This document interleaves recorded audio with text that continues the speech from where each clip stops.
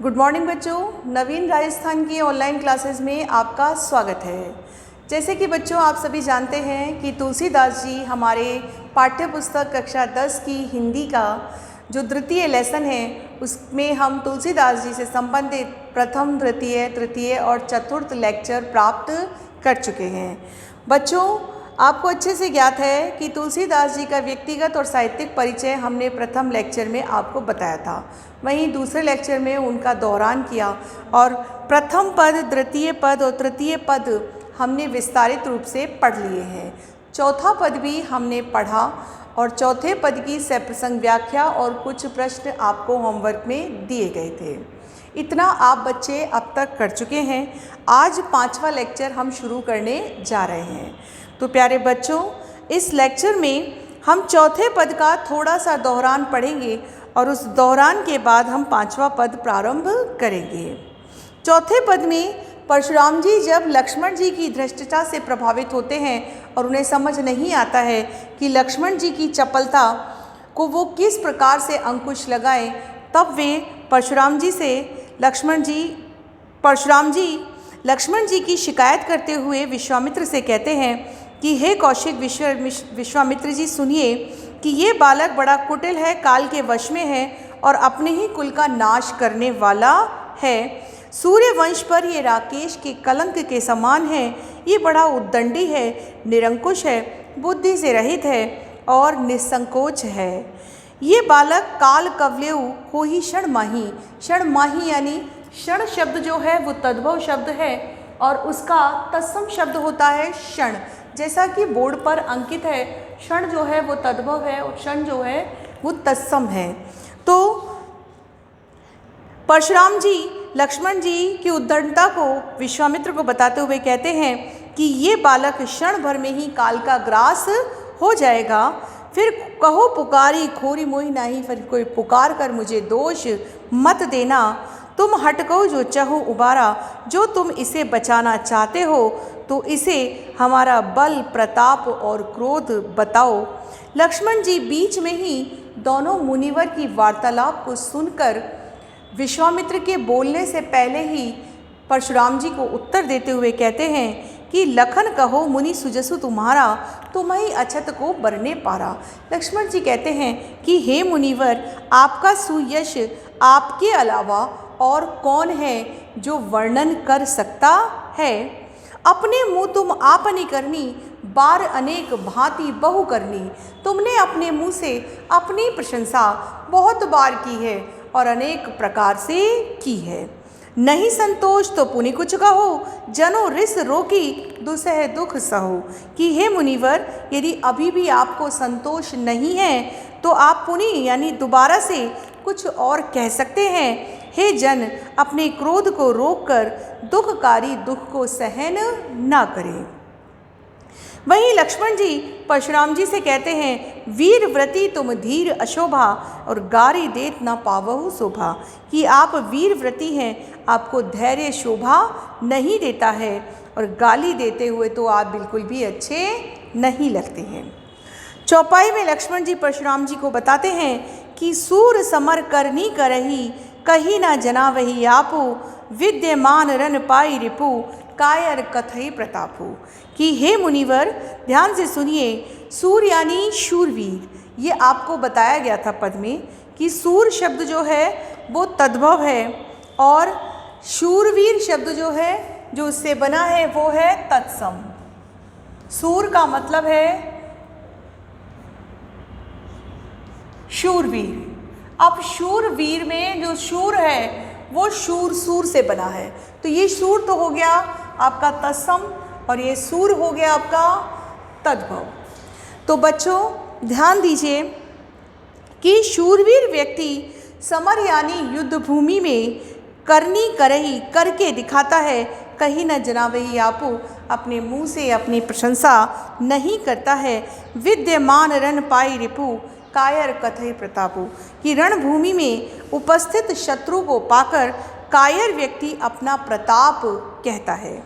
इस प्रकार से हमने चौथा पद जो पहले चौथे लेक्चर में हमने पढ़ लिया था। आज जो हम 5वां लेक्चर पढ़ रहे हैं, अब इसमें आपको ध्यान देना है कि इसका जो विशेष है, जो प्रथम 3 पदों का विशेष है, लगभग वैसे ही आपको विशेष लिखना है। तत्सम तद्भव शब्द आपको बता दिए गए हैं जो आपको इंगित करने हैं। पहला विशेष है कि तुलसीदास जी ने प्रस्तुत पद में अवधी भाषा का प्रयोग किया है, वहीं ब्रज मिश्रित शब्दों का भी प्रयोग किया है। तो विशेष लिखते समय आपको ये ध्यान देना है कि आप जो विशेष लिख रहे हैं उसमें तत्सम तद्भव शब्द उसी पद के आए। जैसे अवधी भाषा तो सभी पदों में है, अवधी भाषा का प्रयोग, वहीं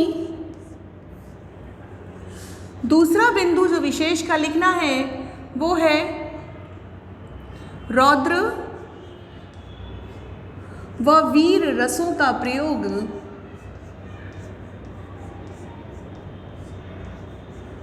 रौद्र व वीर रसों का प्रयोग। तीसरा बिंदु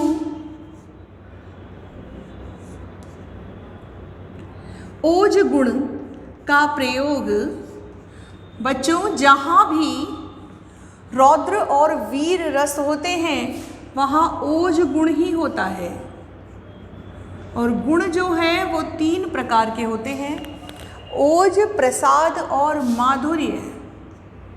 और फिर है अलंकार, तो अलंकार है अनुप्रास व उपमा। अलंकारों का प्रयोग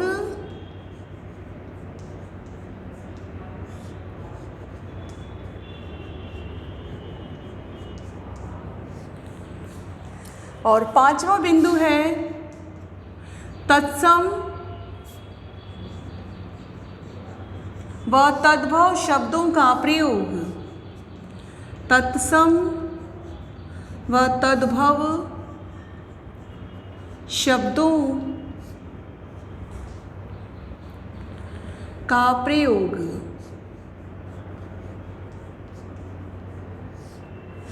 इस प्रकार से प्रत्येक पद के आखिर में कम से कम 5 बिंदु विशेष के आपको लिखने ही हैं।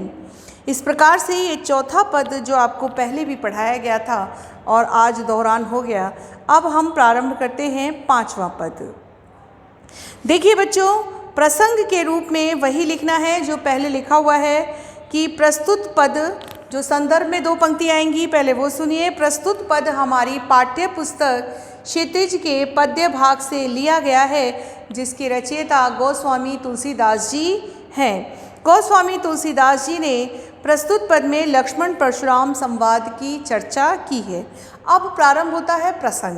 प्रसंग में बच्चों आपको लिखना है कि लक्ष्मण जी परशुराम जी की क्रोधपूर्ण बातों को सुनकर उन पर व्यंग्यवाण छोड़ते हुए उनको कहते हैं कि आपकी बातें सुनकर ऐसा लगता है कि मृत्यु आपके आदेश पर ही आ जाती है।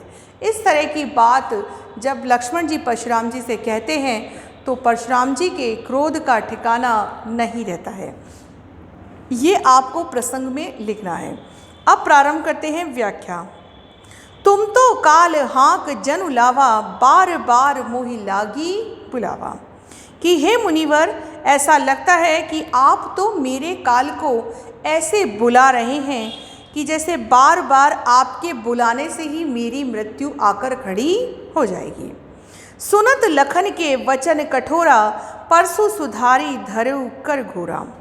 लक्ष्मण जी के वचनों को सुनकर परशुराम जी ने अपना फरसा सुधार लिया और सुधार कर खड़े हो गए। अब जनी देई दोष मोह लोगी, कटुवादी बालक बद जोगी।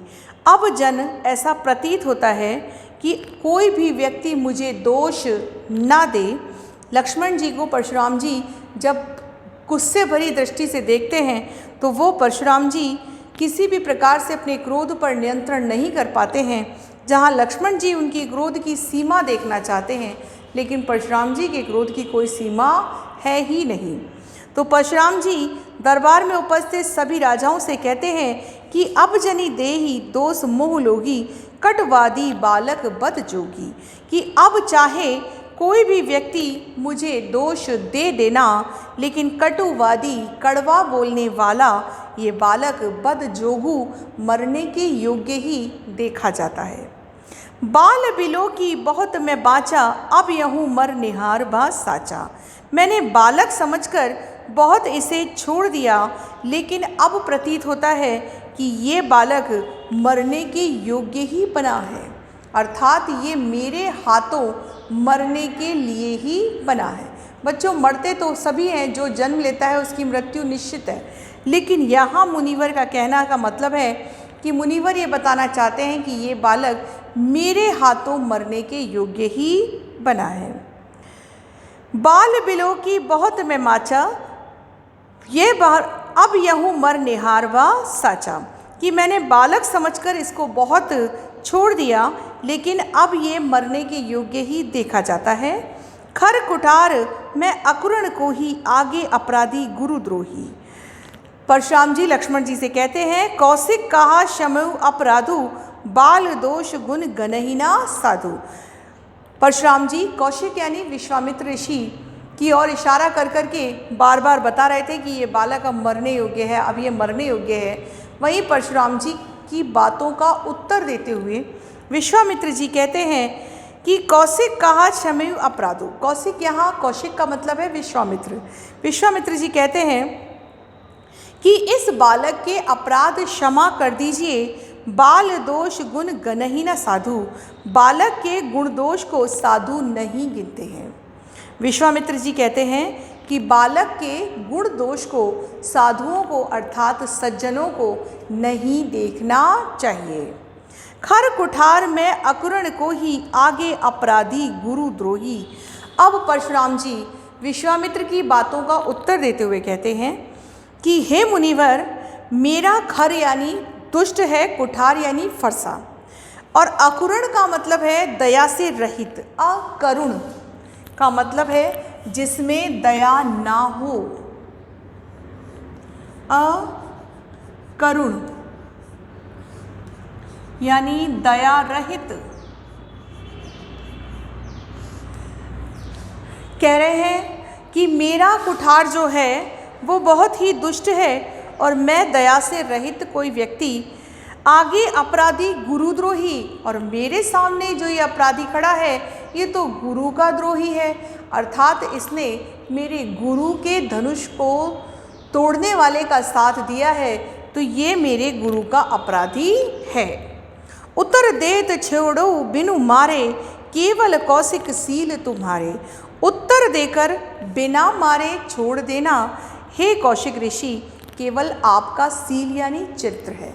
बच्चों, सील का अर्थ यहाँ सील जो है ये तद्भव शब्द है, जिसका तत्सम शब्द होता है शील। सील ये भी तद्भव है और इसका अर्थ है शील, और शील का अर्थ होता है चरित्र। शील का अर्थ होता है चरित्र। तो परशुराम जी विश्वामित्र से कहते हैं कि मेरा कुठार बड़ा दुष्ट है, मैं दया से रहित हूँ, और मेरे आगे जो अपराधी खड़ा है वो गुरु का अपराधी है, उसको उत्तर देकर बिना मारे छोड़ देना, ऐसा तो केवल कौशिक ऋषि आपका ही चरित्र हो सकता है। कि हे विश्वामित्र, केवल आपके चरित्र में ऐसी बात देखी जाती है कि आप बालक समझकर उसको बिना मारे छोड़ सकते हो, लेकिन परशुराम जी का चरित्र बिना मारे छोड़ना अर्थात पाप को बढ़ावा देना। नैते एही काटी कुठार कठोरे, गुरु ही उऋण होते ही श्रम थोरे। ये बालक तो कब का ही कठोर कुठार द्वारा काट दिया गया होता, और मैं गुरु के ऋण से उऋण, उऋण का मतलब है ओ ऋण। अब ये लिखा है ओ ऋण, शब्द है उऋण, और ये बोला जाता है उऋण। उऋण का मतलब होता है ऋण मुक्त होना। उऋण का मतलब है ऋण मुक्त हो जाना। तो यहाँ उऋण शब्द क्यों कहा गया है बच्चों, ये ध्यान दीजिए। परशुराम जी और सभी मुनिवर और हमारे वेदों के अनुसार ऐसा कहा जाता है कि जो भी संसार में जन्म लेता है, जो माता पिता और गुरु से शिक्षा दीक्षा प्राप्त करता है, उस पर संसार में 3 ऋण मरते दम तक रहते हैं। जीते जी मनुष्यों को ये ऋण उतार देने चाहिए। तो परशुराम जी ने अपने माता का ऋण उतारा, पिता का ऋण उतारा, क्षत्रियों का संहार किया जिन्होंने उनके पूर्वजों पर दोष लगाया था, और वही गुरु का ऋण अभी उन पर बाकी है क्योंकि उनके गुरु हैं शिव जी। इसलिए जो गुरु का ऋण उन पर बाकी है, उस गुरु के ऋण को उतारने के लिए वो ऐसा कह रहे हैं कि मैं तो इतना दुष्ट हूँ और मेरा कुठार मुझसे भी ज़्यादा दुष्ट है। मैं चाहता तो अभी तक इस दुष्ट बालक को कठोर कुठार के द्वारा मारकर ऋण से मुक्त हो जाता। गाधी सुनु के हृदय हसी, मुनि हरि हरे सूझ, अयमय खांड न ऊख में, अजहु न बूझ अबूझ। गाधी सुनु, अब ये विश्वामित्र ही है। विश्वामित्र जो है वो परशुराम जी से कह रहे हैं कि हे मुनिवर, अब ये जो कह रहे हैं ये मन में कह रहे हैं। यहाँ गाधी सुनु का मतलब है विश्वामित्र, गाधी के पुत्र। गाधी इनके पिताजी का नाम था, तो सुनु यानी पुत्र और गाधी यानी गाधी के। तो गाधी के पुत्र जो हैं विश्वामित्र जी, वो अपने हृदय में हंस रहे हैं। तो बच्चों, ये बात सामने नहीं कही जा रही है। जैसे हम किसी की बातों को सुनकर मन ही मन हंसते हैं या मन ही मन बुदबुदाते हैं, कुछ बोलते हैं, ठीक उसी प्रकार से गाधी सुनु जो है अर्थात विश्वामित्र जो हैं, वो हृदय में हंसते हुए कह रहे हैं कि मुनि हरि हरई सूझ, कि इस मुनि को तो हरियाली ही दिखाई दे रही है, अर्थात इस मुनि को तो हर जगह हरियाली ही हरियाली दिखाई दे रही है। अयमय खांड न ऊख में, अजहु न बूझ अबूझ, कि ये लोहे से बनी खांड है। अयमय का मतलब है लोहे से बनी खांड यानी शक्कर, कि लोहे से बनी शक्कर। अब बच्चों एक चीज़ सोचो कि यदि कोई लोहे से बनी शक्कर है और हम यदि उसे मुंह में चबाएंगे तो हमारे दांत टूट जाएंगे। तो यहाँ परशुराम जी के बारे में विश्वामित्र मन ही मन सोचते हैं कि ये लोहे से बनी शक्कर जो है, इस लोहे से बनी शक्कर को ये मुंह में चबाकर पी जाना चाहते हैं। अभी तक इन्हें ये पहेली समझ में नहीं आई कि इस शक्कर को चबाना इतना आसान नहीं है और इस शक्कर को चबाने से इनके दांत टूट भी सकते हैं। अब यहाँ हरियाली सूझने का क्या अर्थ है बच्चों, ये भी ध्यान से सुनिए। कहा जाता है कि वैशाख के महीने में जो वैशाख नंदन होता है उसे ऐसा प्रतीत होता है। आप कहेंगे वैशाख नंदन कौन? वैशाख नंदन गधे का पर्यायवाची है। कभी आप किसी पुस्तक में गधे का पर्यायवाची देखेंगे तो आपको वैशाख नंदन भी सुनने को मिलेगा। तो वैशाख नंदन उसको क्यों कहते हैं वो सुनिए कि वैशाख के महीने में जितने गधे होते हैं वो मोटे हो जाते हैं। और क्यों हो जाते हैं? क्योंकि उनके मन में ऐसी सोच होती है कि धरती जो पीली पड़ गई है, घास जो पीली हो गई है, धरती पर घास जो नष्ट हो चुकी है हरी हरी, वो ऐसा सोचते हैं कि ये संपूर्ण घास हमने खा ली है। उनके मन में जब ऐसी बात आती है तो ऐसी बात आने के कारण ही उनको ऐसा प्रतीत होता है कि हमने वो घास खा ली है, और ऐसा सोच सोच कर ही वैशाख नंदन अर्थात गधे मोटे हो जाते हैं। यदि हम अच्छा खाना खा रहे हैं और खाना खाते समय हम डरते डरते या कुछ सोचते सोचते खा रहे हैं तो वो भोजन हमारे अंग नहीं लगता है। और वही भोजन हम भले ही रूखी रोटी खा रहे हैं लेकिन बड़े तृप्त मन से और शांतिपूर्ण तरीके से खा रहे हैं, तो वो सूखी रोटी भी हमारी हड्डियों में जाके हमारे बल को बढ़ाती है। तो बच्चों, यही बात जो गाधी सुनु है वो हृदय में हंसते हुए कह रहे हैं कि इस मुनि को तो सभी जगह हरियाली दिखाई दे रही है कि उठाएंगे अपना फरसा और जाके फसल काट लेंगे, ऐसा वो सोच रहे हैं। लेकिन इस मुनिवर को अभी तक ये नहीं पता कि जिस लक्ष्मण जी को वो मारने की बार बार बात कह रहे हैं, वे लक्ष्मण जी लोहे से बनी खांड है, शक्कर से बनी खांड नहीं है जिसको मुंह में आसानी से चबाया जा सके। यदि लोहे से बनी खांड को हम मुंह में खाएंगे तो निश्चित ही हमारे दांत टूट जाएंगे। ये विश्वामित्र मन में सोचते हुए परशुराम जी के बारे में सोचते हैं और कहते हैं कि हे मुनिवर, आपको अभी तक लक्ष्मण रूपी पहेली समझ में नहीं आई है।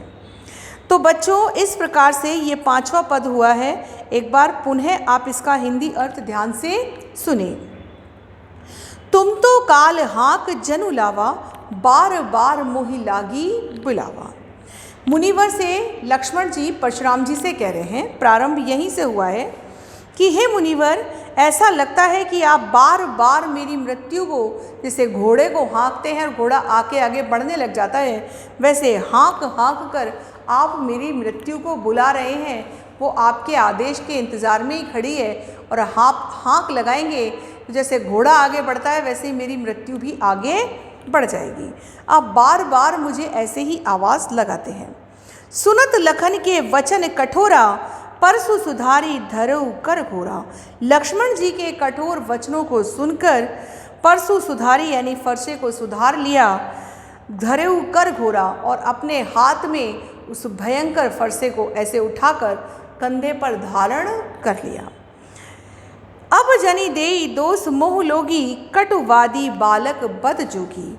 अब परशुराम जी सभा में उपस्थित सभी लोगों को संबोधित करते हुए कह रहे हैं कि अब इस समाज के सभी लोग भले ही मुझे दोष देना, लेकिन कड़वा यानी कटुवादी यानी कड़वा बोलने वाला ये बालक मरने के योग्य ही देखा जाता है। बाल बिलो की बहुत मैं बाँचा, अब यहूँ मर निहार भा साचा। बालक समझकर मैंने बहुत इसे छोड़ दिया, लेकिन अब ये बालक मरने के योग्य ही देखा जाता है। कौशिक कहा शमेव अपराधु, बाल दोष गुण गनहिना साधु। कौशिक यानी विश्वामित्र ऋषि कहते हैं कि हे मुनिवर, आप इसके अपराध क्षमा कर दीजिए, क्योंकि बालक के गुण दोष को साधु यानी सज्जन व्यक्ति अपने स्मरण में नहीं रखते हैं। कौशिक ने कहा कि क्षमेव अपराधो, इसके अपराध क्षमा कर दीजिए। बाल दोष गुण गनहिना साधु, क्योंकि बालक के गुण दोष को साधु नहीं गिनते हैं, सज्जन नहीं गिनते हैं। खर कुठार में अकुरण को ही, मेरा कुठार जो है वो बड़ा दुष्ट है और मैं दया से रहित हूँ। खर कुठार में अकुरण को ही। अब परशुराम जी विश्वामित्र को उत्तर देते हुए कहते हैं, बच्चों, प्रत्येक पद में ये ध्यान देना आवश्यक है कि कौन किससे बोल रहा है, क्योंकि आप जब व्याख्या करेंगे तब आपको ये लिखना होता है, और जहाँ ये बात ध्यान देने की है वहीं ये बात भी ध्यान देने की है कि जैसे ही कोई एक व्यक्ति बोल रहा है उसके तुरंत उपरांत कोई दूसरा व्यक्ति बोलने लगता है तो वहीं हमें पैराग्राफ भी बदल देना चाहिए। तो आपको पैराग्राफ बदल कर फिर लिखना है कि परशुराम जी विश्वामित्र की बात का उत्तर देते हुए कहते हैं, क्या कहते हैं कि खर कुठार में अकुरण को ही, मेरा कुठार जो है खर यानी दुष्ट है और मैं दया से रहित हूँ। आगे अपराधी गुरुद्रोही, और मेरे आगे गुरु का द्रोही यानी गुरु का अपराधी खड़ा हुआ है। उत्तर देत छोड़ो बिनु मारे, केवल कौशिक सील तुम्हारे। उत्तर देकर छोड़ देना, वो भी बिना मारे अर्थात बिना दंड दिए, केवल उत्तर देकर बालक को छोड़ देना, हे विश्वामित्र, केवल आपका चरित्र है, मेरा चरित्र ऐसा नहीं है। क्योंकि परशुराम जी का मानना है कि बिना दंड के बालक बार बार वो गलती करता है। नैते एही काटी कुठार कठोरे, गुरु ही उऋण होतई श्रम थोरे। परशुराम जी विश्वामित्र से कहते हैं कि मेरे द्वारा तो ये बालक न जाने कब का ही कठोर कुठार द्वारा काट दिया गया होता, और गुरु के ऋण से मैं थोड़े से ही परिश्रम से अर्थात फरसा उठाता और लक्ष्मण जी का गला काट देता। थोड़ा सा परिश्रम ये है कि थोड़े ही श्रम से मैं गुरु के ऋण से उऋण हो जाता। परशुराम जी ने ये बात कहकर ये बात स्पष्ट की है कि उनका क्रोध इतना तीव्र है कि वो किसी को भी अपने फरसे का शिकार बना सकते हैं।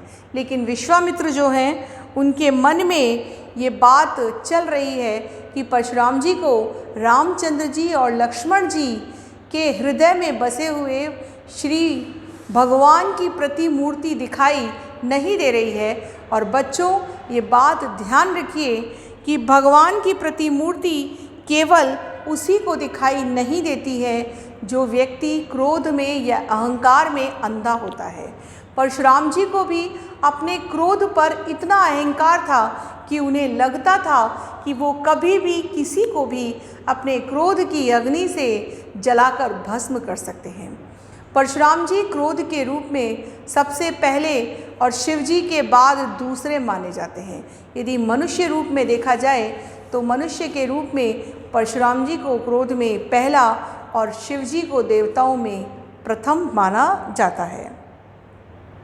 विश्वामित्र परशुराम जी की ऐसी बात को सुनकर चौपाई में किस प्रकार से उत्तर देते हैं वो देखिए। लेकिन ये बात तो प्रत्यक्ष नहीं कही जा रही है। विश्वामित्र ये बात केवल अपने मन में बोल रहे हैं। गाधी सुनु के हृदय हसी मुनि हरि हरे सूझ अयमय खांड न ऊख में अजहु न बूझ अबूझ।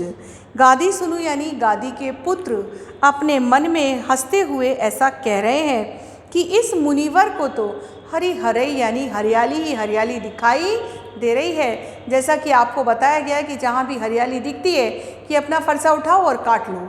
ऐसा परशुराम जी को हर जगह प्रतीत होता था कि इस मुनिवर को तो हर जगह हरियाली ही हरियाली दिखाई दे रही है।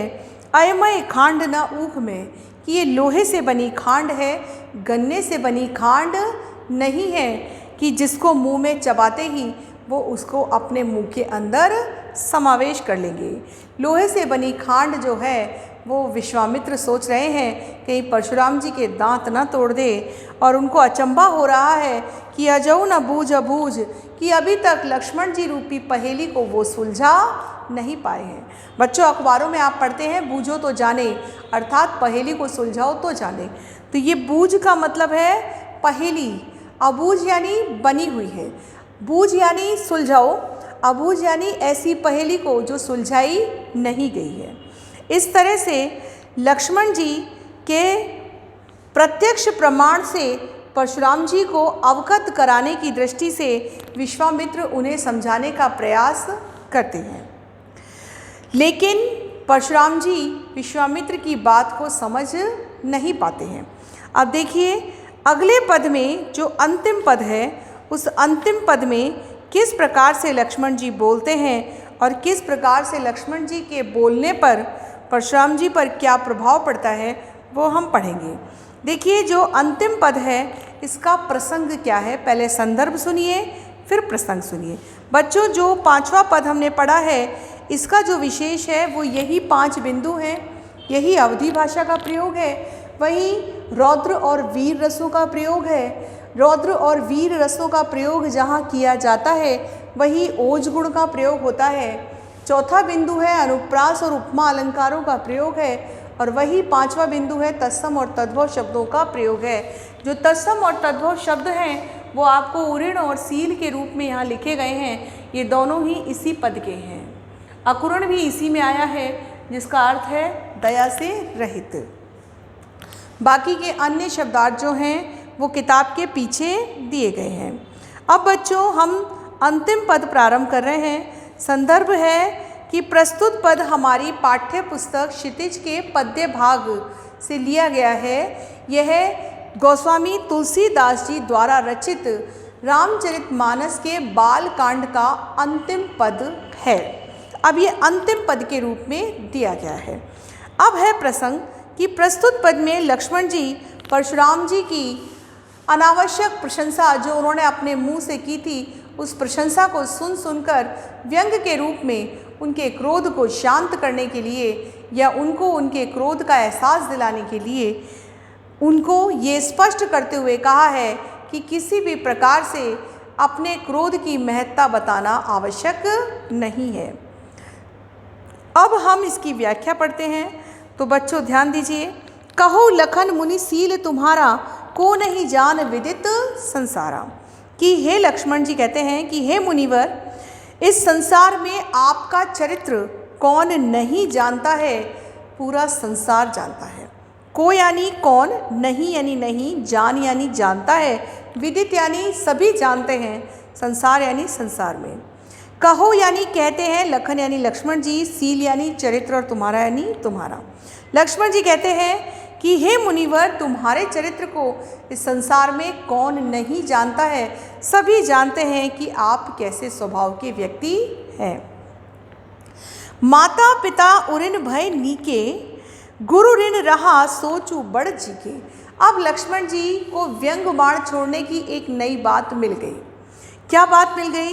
क्योंकि परशुराम जी ने कहा कि वो माता पिता के ऋण से मुक्त हो चुके हैं। अब लक्ष्मण जी सोचते हैं कि माता पिता के ऋण से तो उऋण हो गए। देखिए, उऋण शब्द ऊपर भी था और ये वापस आया है। तो माता पिता उऋण भय नीके, आप माता पिता के ऋण से तो मुक्त हो गए हैं। गुरु ऋण रहा सोचू बड़ जी के, लेकिन गुरु का ऋण अभी बाकी है, ऐसा आप बहुत देर से सोच रहे हैं। गुरु का ऋण अभी आप पर बाकी है, ऐसा आप सोच रहे हैं। सो जनु हमरे माथे काढ़ा, इसलिए हे मुनिवर, आपने उस ऋण को उतारने के लिए हमारे मस्तक पर तिलक लगा दिया। अब देखिए, ये ध्यान देना है, सो जनु हमरे माथे काढ़ा का क्या मतलब है कि हमारे मस्तक पर तिलक लगा दिया। देखिए बच्चों, एक शब्द होता है बलि का बकरा। यदि आपने सुना हो तो ये बलि का बकरा क्या होता है? जब भी किसी पहले प्राचीन समय में मंदिरों में जब बकरों की बलि चढ़ती थी, आजकल तो ये परिवर्तन हो गया है, समाज में इसको अब मान्यता नहीं दी जाती है। फिर भी कुछ भारत के ऐसे मंदिर हैं जहाँ कहा जाता है, सुना जाता है, लेकिन देखा नहीं गया है कि बकरों की बलि चढ़ती है। तो यहाँ लक्ष्मण जी एक बलि के बकरे का उदाहरण देते हुए कहते हैं कि जैसे बलि के बकरे को बलि के लिए ले जाया जाता है तो पहले उसके तिलक लगाया जाता है, उसको हार पहनाया जाता है, उसको मीठा खिलाया जाता है जिससे कि वो तृप्त हो जाए। तो यहाँ लक्ष्मण जी परशुराम जी से कहते हैं कि आप गुरु का ऋण उतारना चाहते हैं, इसलिए आपने मुझे बलि का बकरा बना दिया, अर्थात आप मुझे मारकर अपने गुरु को प्रसन्न करना चाहते हैं। दिन चली गए ब्याज बढ़ बढ़ा, लगता है बहुत दिन बीत गए, आपके गुरु का ब्याज आप पर बहुत चढ़ गया है, ऋण नहीं उतरा। जब बच्चों हम किसी से उधार लेते हैं, ऋण लेते हैं, तो उस ऋण को उतारने के लिए हमको ब्याज भी रखना होता है, क्योंकि ऐसे तो कोई 1 साल के लिए उधार ले और चुकाए 5 साल में, तो देने वाले का नुकसान होता है।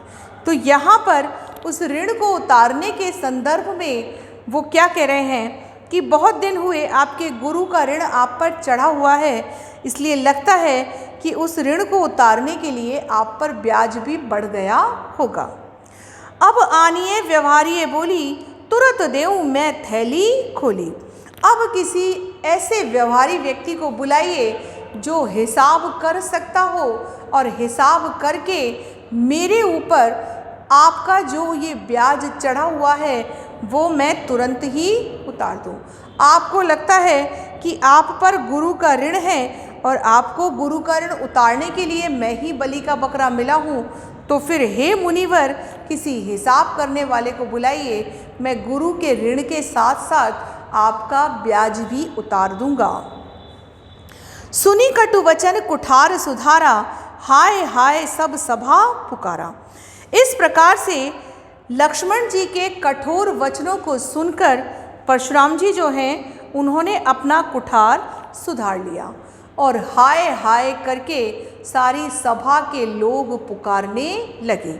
जब लक्ष्मण जी ने परशुराम जी से ये कठोर वचन कहे कि गुरु का ऋण आप पर बहुत समय से चढ़ा हुआ है और ऐसे गुरु के ऋण को उतारने के लिए आपको ब्याज भी उतारना चाहिए और हिसाब करने वाले को बुला लीजिए, ऐसा सुनकर परशुराम जी ने अपना फरसा कंधे पर धारण कर लिया और परशुराम जी के ऐसे क्रोध को देखकर सभा में उपस्थित सभी राजाओं ने हाय हाय करके लक्ष्मण जी को बिठाने का प्रयास किया।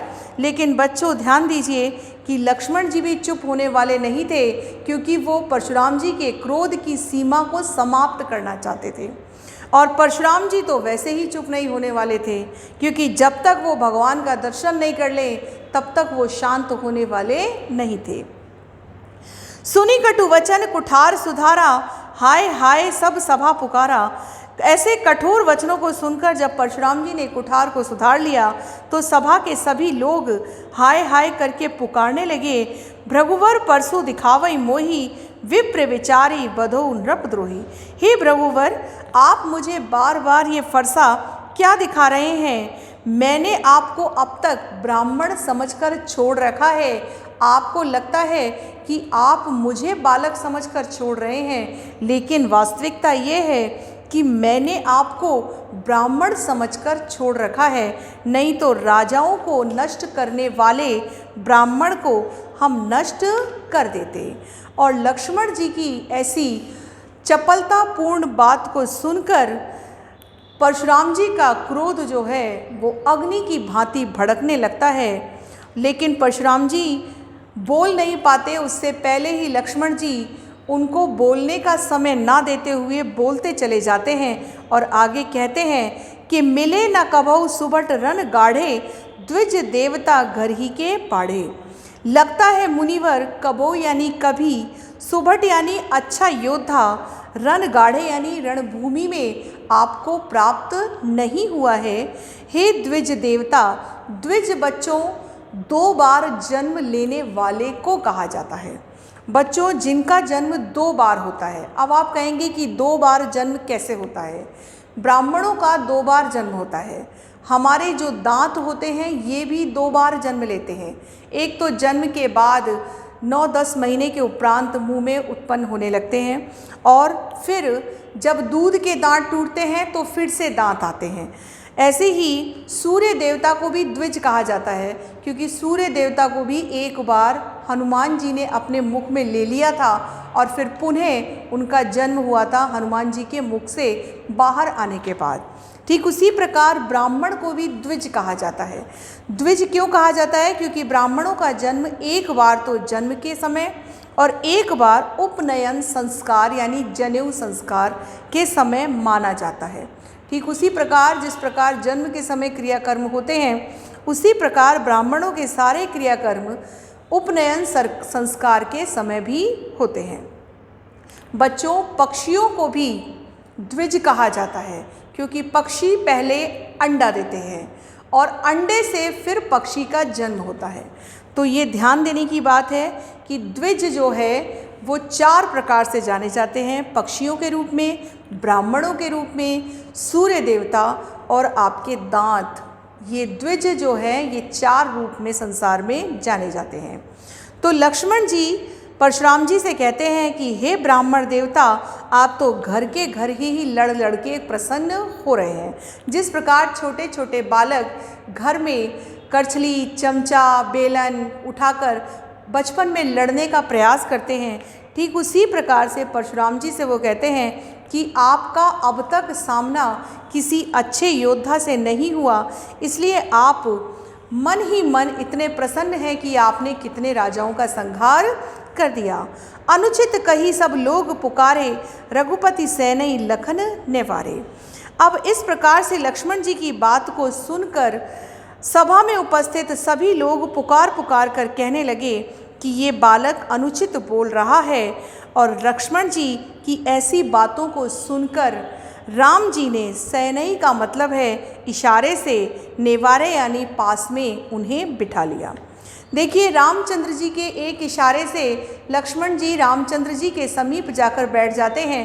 वहीं परशुराम जी इतना बोलते हैं, इतना समझाते हैं, लेकिन लक्ष्मण जी पर प्रभाव नहीं होता है। इस प्रकार से जो छठा पद आज हमने पढ़ा है वो एक ही बार पढ़ा है, लेकिन 5वां पद हम 2 बार पढ़ चुके हैं।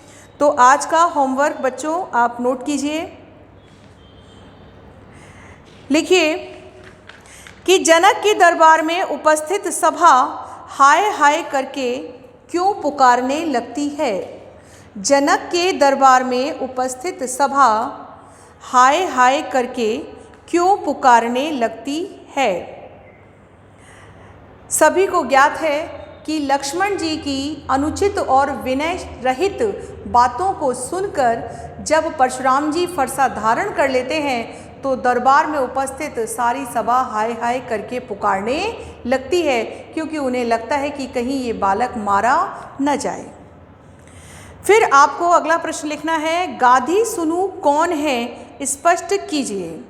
बच्चों, पढ़ाते समय आपको बताया था कि गाधी सुनु विश्वामित्र हैं। गाधी उनके पिता का नाम है और सुनु कहते हैं पुत्र को, तो गाधी सुनु का अर्थ हुआ विश्वामित्र यानी गाधी के पुत्र, तो विश्वामित्र को गाधी सुनु कहा गया है। उसके बाद आपको लिखना है कि द्विज शब्द किन किन रूपों में प्रयुक्त होता है। जैसा अभी मैंने लास्ट में आपको बताया था कि द्विज शब्द 4 रूप से जाना जाता है। ब्राह्मण के रूप में, उपनयन संस्कार में दूसरा जन्म, पक्षी के रूप में अंडे से निकलने के बाद दूसरा जन्म, दांत के रूप में एक बार टूटने के उपरांत पुनः दांतों का प्रकट होना, और वहीं सूर्यदेव के रूप में हनुमान जी के मुख से बाहर आने के बाद पुनः प्रकट होना।